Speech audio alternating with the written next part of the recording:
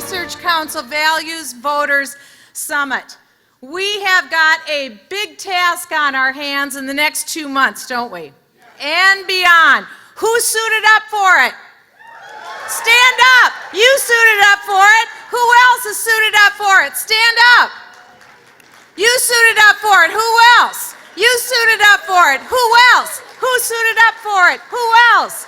Okay, all right. The rest of you, be ashamed. Be very ashamed. No, I understand that it's time for the speeches. And I am here for one reason. I told Tony Perkins that what is important to me is to let the most important voting bloc in the United States get a message. Do you know who that voting bloc is? It is believers in Jesus Christ. The believing community across the United States statistically will be the voting bloc that chooses who the next president of the United States is. Do you realize that? Do you realize the level of power and influence that a mighty God has laid into the hands of those who call on his name? We have a powerful opportunity. And one thing that we need to keep in mind is a sense of urgency. People have gone through this whole long process. Don't you wish elections were like 6 weeks long? I do. This has kind of gone out. 3.5 years is kind of a long time. But what we recognize is that this year in 2016 really is like no other year we have had before, because we have never seen the level of American decline in the way that we have for the last 7.5 years. Who agrees with me? Okay, good.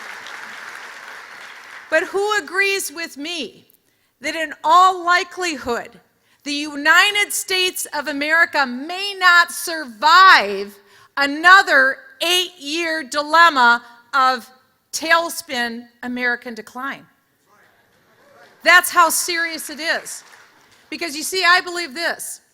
If there will be 2 candidates this fall, every 4 years there's always a third-party candidate or fourth-party candidate that comes into play in these elections.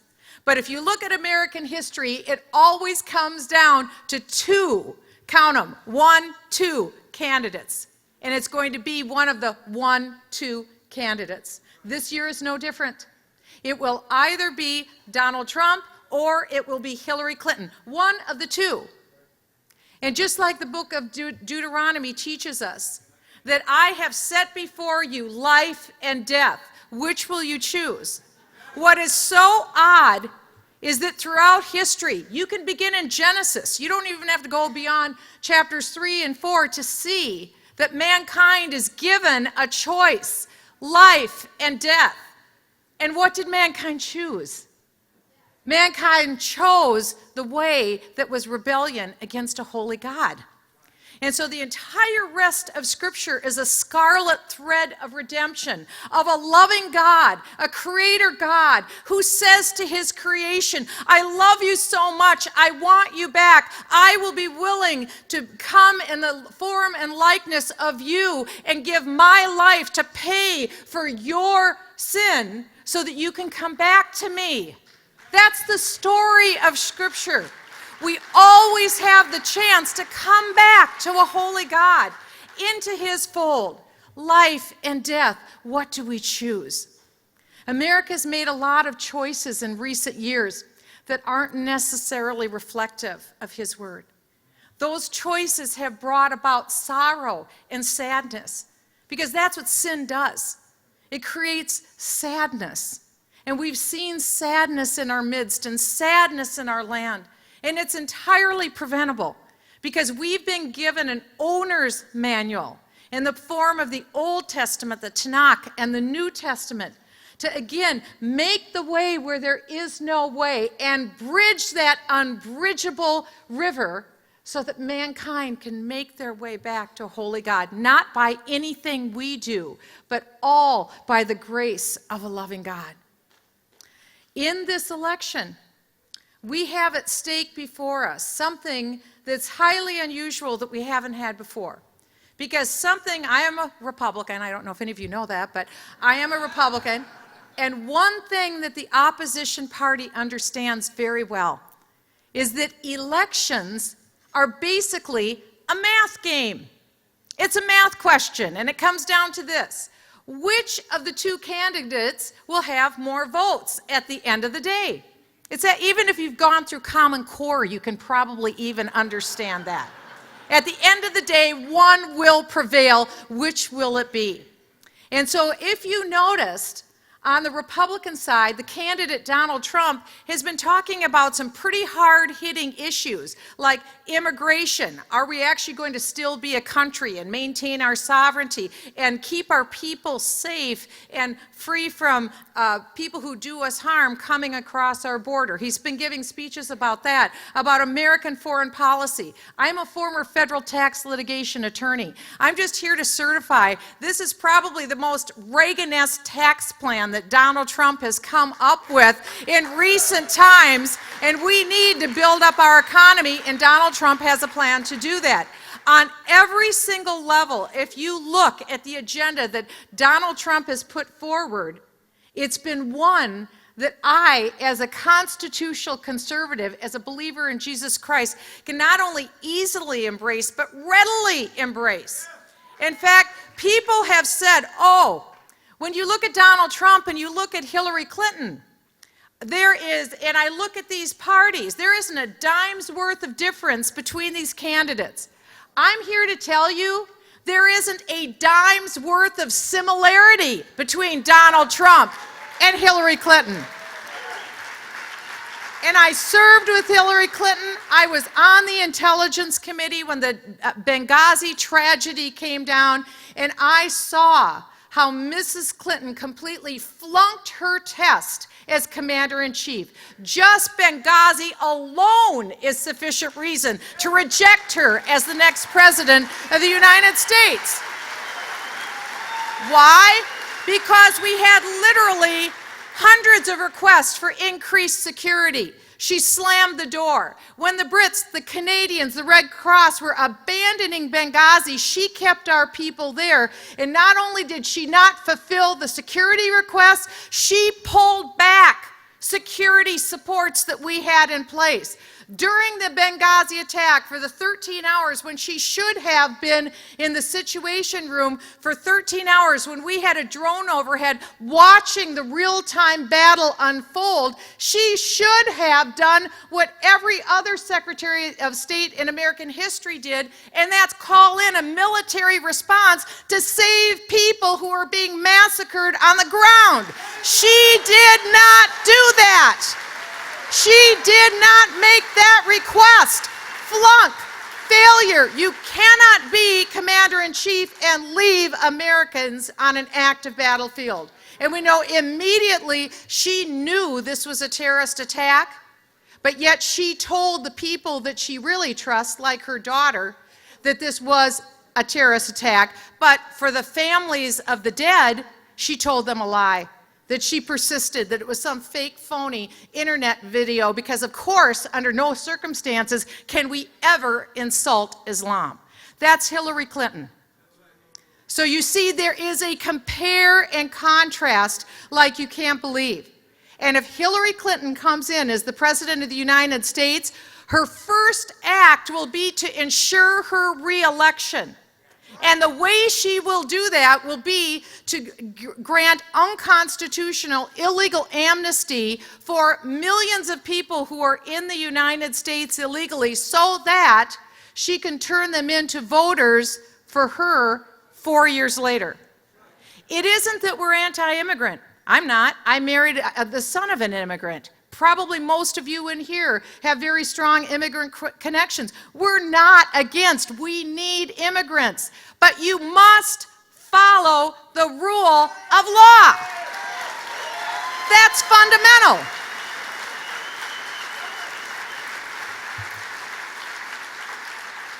The greatest casualty on the battlefield of Barack Obama's administration has been the exaltation of lawlessness in the United States. That is Barack Obama's legacy. Think of that. Lawlessness. in the United States. Does anyone for a moment think that Hillary Clinton will revert to upholding the law if she is president of the United States? It is not going to happen. Donald Trump will stand as a law and order president, and not only will he build up a veneration for the rule of law, he is committed to building up our economy with the greatest tax plan since Ronald Reagan. He is committed to building up our military, which I can tell you again as a member of the Intelligence Committee, it has been so devastated that there were times when I would leave our committee shaking in fear for our country. I couldn't believe the level of vulnerability. Do you realize that in our lifetime, we have been privileged to live in the greatest economic powerhouse that the world has ever known, the United States of America. We have been privileged to live in the greatest military powerhouse that the world has ever known, the United States of America. It didn't happen just because we were lucky people on this land. It happened because the people of this nation were not afraid to name a holy God as their God. And we had a critical mass of individuals who were not ashamed of the Old Testament or of the New Testament. And they lived their lives in accordance with that. Certainly not the entire nation. I'm not trying to say that. But decidedly, this was a nation that chose within our laws to honor God. That redounded to our benefit. And also in 1948, when the Jewish state of Israel announced its independence, it was the United States, 11 minutes with a Democrat president, Harry Truman, that said to Israel and the whole world, "We will have your back." And we did. That has fostered a tremendous relationship between the United States and the Jewish state. And I believe one of the most dangerous events of the Obama administration was July of 2015, when it was the Obama administration that took the lead to advance the Iran agreement, which was the greatest fear that Israel had. Because you see, Iran is the chief state sponsor of terrorism in the world. And our president, for some inexplicable reason, we'd had sanctions in place for about 10 years. Iran was virtually on its knees. I was getting the briefings about what tough shape Iran was in. And our president, just exactly when we had Iran in a situation where we actually could put crimps on their nuclear program, did exactly the opposite. He rushed to enrich the Iranians. In fact, the story just came out in the last 24 to 48 hours that very likely the Obama administration has given in excess of $33 billion in cash and gold to the chief state sponsor of terrorism in the world, and that's according to the U.S. government. What are we choosing? Life or death? What are we choosing? When you put in excess of $33 billion in cash and gold in the hands of the chief state sponsor of terrorism in the world, who about every other day says death to the United States, death to Israel, what do you think they're going to do with that $33 billion? Their plan isn't to go and have an aid package to Israel, I think.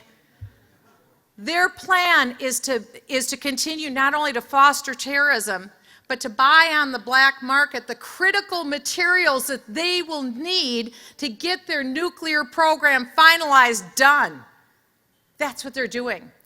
And they've been sending their little patrol boats like ants to come around our U.S. destroyers and ships in the Gulf. And any sane president would say, you do that, you're gone, and they'd be gone. That's what a sane president does. And that hasn't happened.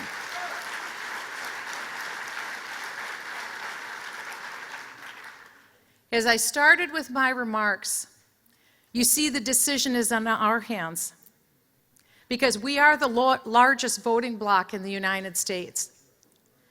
We can't say that the moral choice was to support neither candidate because you see, one will win. One will win.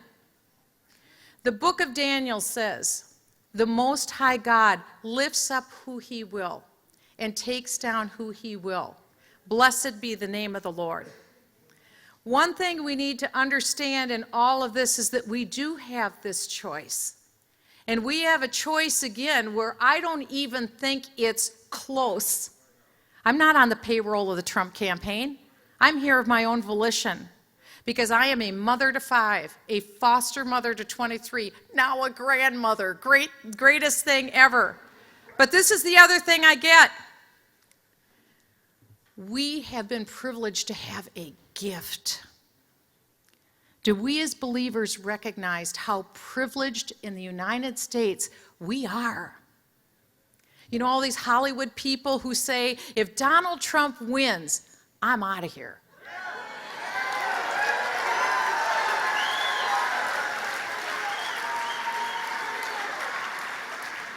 You're shortly going to hear from a Hollywood person who is awesome, John Voight. He'll be out here in just a minute. He's just the opposite. He's so fantastic. That's what Hollywood says. Well, it's easy for them to say that because, you see, they love socialism. They love centralized planners. They've got an entire world to choose from of socialist nations and central planners. What I ask you is this. Where do we go? Those of us who love constitutional republics. Last time I looked, I think we're it. Where are we supposed to go? So if Hillary wins, what's our lot? Well, I think we know what's going to happen in the Department of Justice, the Department of Injustice. We have never before seen the level of politicization of federal agencies as we have under Barack Obama.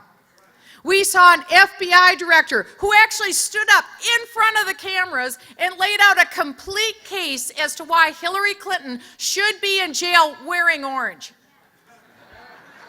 And he didn't do it. And more evidence has come out since that is so blatant that she should be brought up by the FBI and recommended for felony charges and actually in time doing jail.